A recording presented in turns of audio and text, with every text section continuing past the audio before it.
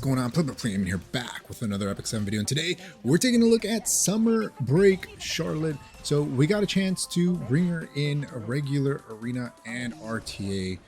We were trying to see how we could best set her up.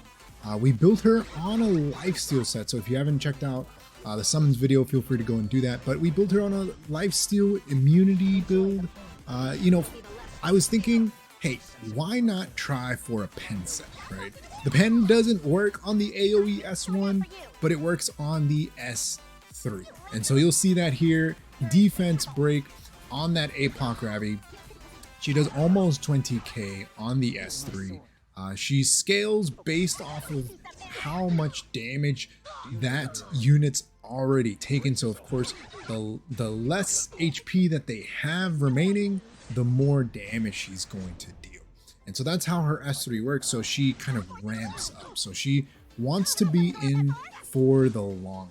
That's based on what I've seen so far. That's kind of how you want to play her. You want to bring her for sure with a guaranteed dual attacker. We were trying CLilias here, but I think Adventure Raz also works. He can also proc her dual attacks with the S2. Another thing though that I did notice is you're going to want to bring a lot of support for her. I think you could potentially run her as like a single DPS if you're running her on this Lifesteal build. She does a decent amount of damage and she's able to Lifesteal back, I think, enough to keep her alive. You'll see here that the Rimu pretty much takes her out, but we got our Spirit Isoline here that's keeping us alive for a little bit. You'll see a decent amount of heal on the S3. We have attack buff only. We're going to try to go into this CLilias to see how much damage we can put up. It's only about 8k, but she gets a somewhat decent heal off of that. And then we're able to kind of come back and continue lifestealing from that S1. We're bringing in the CLilias because we want those guaranteed duels. Not insane damage, only like 3.5k on the Hwayoung because Hwayoung is kind of broken, right? But for the most part, I think she's pretty good at being a bruiser. She is a knight after all. It just is very, very difficult to pump up her stats. She is extremely stat hungry if you're building her on this Lifesteal set. Again, I don't think Def Pen set is going to be her best in slot. I think you could definitely go immunity. Of course, you do get a little bit more damage out of the Def Pen from the S3 and whenever you don't AoE with the S1 because it is a changed attack. So it only activates the AoE attack for the S1 when you are dual attacking or when you soul burn on her S1. Her soul burn is actually really good value at only 10 souls. Her S3, believe it or not, actually stuns. I completely forgot at times that her S3 stuns. So you could potentially lock someone down like we did here with this Rem. You can lock them down, keep them from moving, and then just bruise up the entire rest of the team. You'll see we landed defense breaks on the Hwayoung and the APOC Ravi. That lets everybody else, mainly our Spirit Isoline, put in work against this CLilias, putting in damage. But for the most part, you're gonna want to bring heavy support just to protect her. Make sure that you bring a cleanse because in RTA that's kind of where we struggle.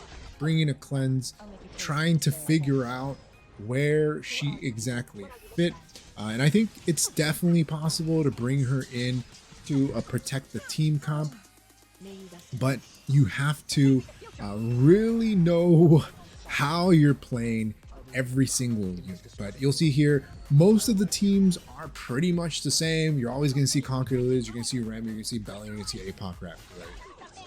So there's still a chance that you get counterattacked from a random enemy. Of course, Charlotte can't get counterattacked, but the other unit that you're using to bring her in to dual attack can't. So keep that in mind. We did try to bring her into RTA. She does suffer from a few things, and number one, I think it's going to be the damage. So if you're going to bring her in to try to nuke out one unit, unless you have Giga cracked gear, that's probably not going to happen. You saw there, we hit that Adventure Raz. We had Elemental Advantage. We only hit him for 10k with Death Pen. Okay. We try to do the same thing to this Rylet.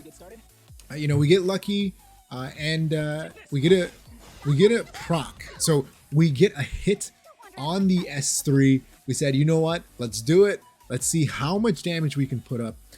And for hitting a Rylet, we didn't kill. We didn't kill. There's no mitigation. Evasion didn't proc. And then that's pretty much GG for the rest of our team. On the next one here, you'll see that she suffers from not being able to earn or gain focus fast enough. So she could potentially get locked down. Even though she has a built-in cleanse, it's still really difficult to bring her in if you don't have other units that are supporting her. But you'll see here we do have Summer Break Charlotte. We have her on a Lifesteal pen set. I think that we're going to keep trying the pen set for now. We might switch over to Lifesteal Immunity. I think that's probably where we're going to land, just to give her that turn 1 survivability against stuns, things like that. But even then, whoever you're bringing her into probably has a strip into a stun. But you'll see her stats here. She is somewhat tanky. We got her at 1.4k defense, 15k HP, 160 speed, 100 crit, and 272 crit damage, 2.9k attack, almost 3k attack. Now I'm starting to see why her imprint concentration is attack, because you really want to pump up her attack and crit damage as high as possible. Otherwise, she's not going to hit very hard. She's not going to hit very hard. And the thing about it is, you know, she has pretty decent survivability, but I feel like she doesn't do enough damage. You know, maybe it's because of her stats, right? They gave her really low base attack for a unit that scales off of attack.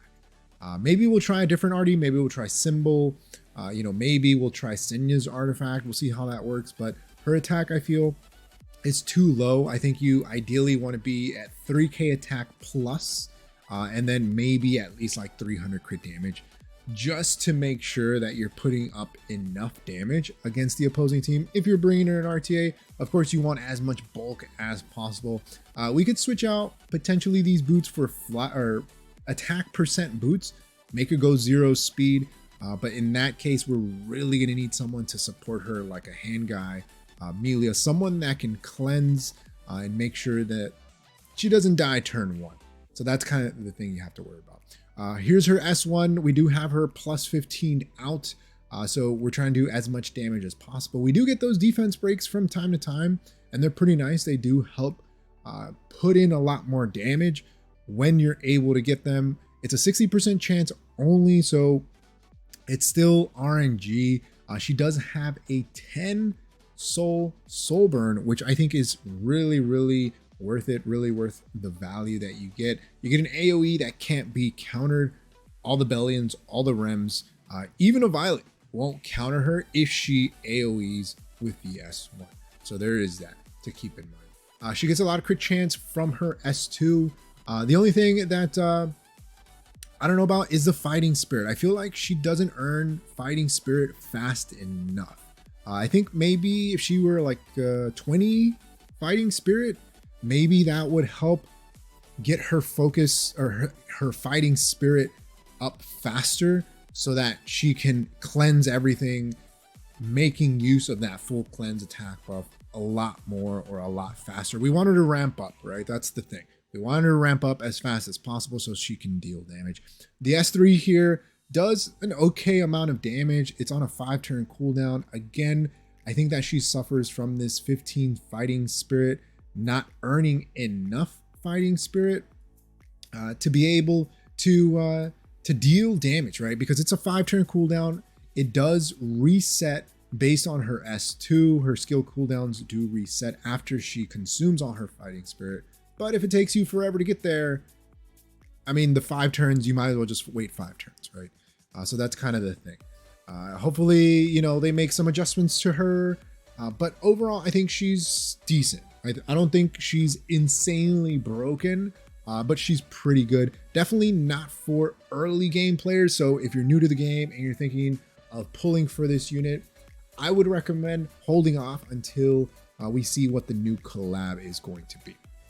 But that's going to be it for me. Let me know your thoughts about Summer Charlotte in the comment section below. How are you running her? Have you tried her on injury set? Have you tried her on lifesteal set? Let me know your thoughts in the comment section below. Like always, if you happen to enjoy the video, hit that like button. If you haven't subscribed, hey, think about subscribing. It really helps the channel grow and reach more people like you who like content like this.